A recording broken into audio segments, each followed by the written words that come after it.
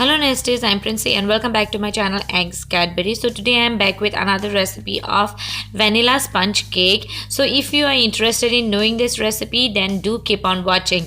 And before moving on to the recipe, I would like to also say to you that I have already shared a chocolate cake recipe. I have made this chocolate cake and this vanilla sponge cake and pressure cooker. So if you are interested in knowing that recipe also, you can always check into the description box for the link.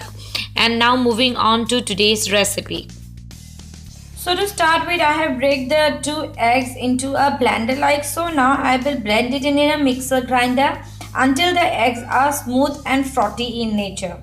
So I will just blend it in the mixer grinder now. So once the eggs are smooth and frothy in texture, I will be adding the vanilla extract to it. So I am adding 1 tablespoon of vanilla extract or 1 capful of vanilla extract. To this I will be also adding the sugar crystals.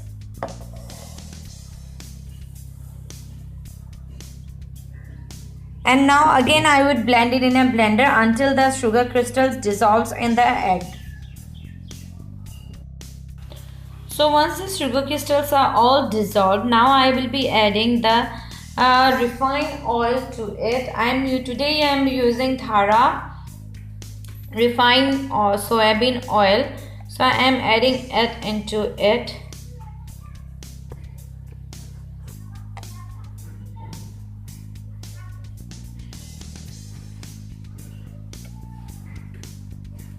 So I have added all into it. Now I would give it a good mix again. So after mixing everything well, now I will be adding the flour to it. I will not add the whole flour at once. I will be adding half of it, then blending it, and then next I will be adding the other half. So I am pouring in the half of the flour to it. So I will give it a good mix and then only I will be adding the other half to it.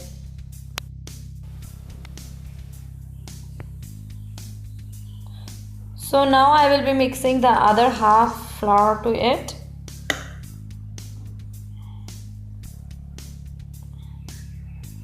And give it a blend again. So last but not the least, I will be adding 1 tablespoon of baking powder to it and then give it a good mix.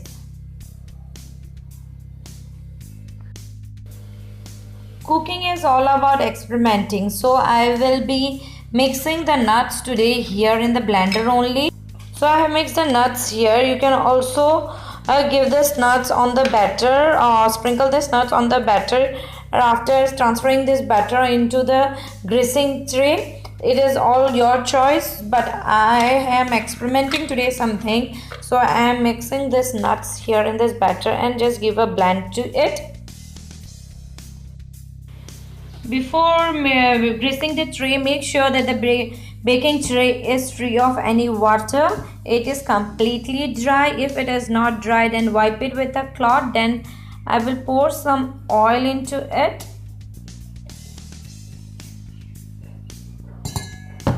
So I am pouring the same oil that I have used for cooking the cake. So I will be greasing it all fine.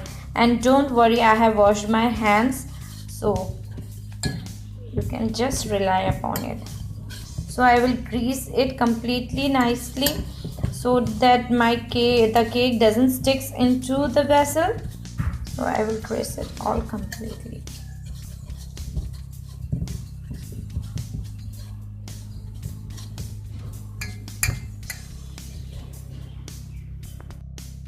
So I have transferred the batter into the nicely greased baking tray. Now I would sprinkle the remaining nuts and cashews and raisins on top of it.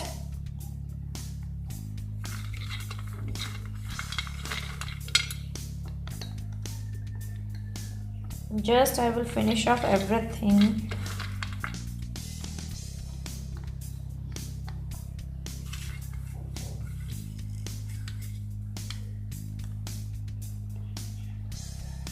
So it is all set to be popped into the pressure cooker. So I have taken a pressure cooker like so, and I have put a steel plate like this. If you don't have a steel plate like so or a stand like so, then you can always use a steel plate. So now I will be popping in the batter into it. Be careful, it should be placed in the middle. It's something that cashew nuts. So okay, fine. So now I will cover it with a lid and make sure to remove the gasket of the lid, and of course we will not be using the whistle. So I will be closing it up now. So I will be cooking it on high flame for about 5 minutes, and then I will be lowering down the flame to a low flame and then cook for next 45 minutes. So it's almost 45 minutes. Now let me check it. I will just poke it into a knife and then check it out. Is the cake? Yeah. So the knife is clean enough. Now we can make sure that the cake is cooked from inside. So what I will do is just turn off the gas stove, and then I would cover it for with the lid for the next 5 minutes. Then I would take it out in a cooling rack and then allow the cake to cool down completely before I just take it out from the baking tray. So meet you after some time.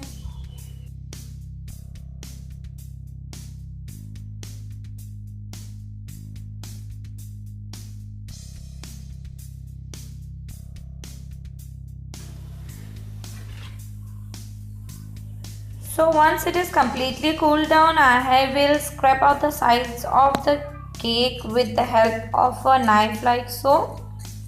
It is impossible for me to do it with a single hand, so I am coming back soon.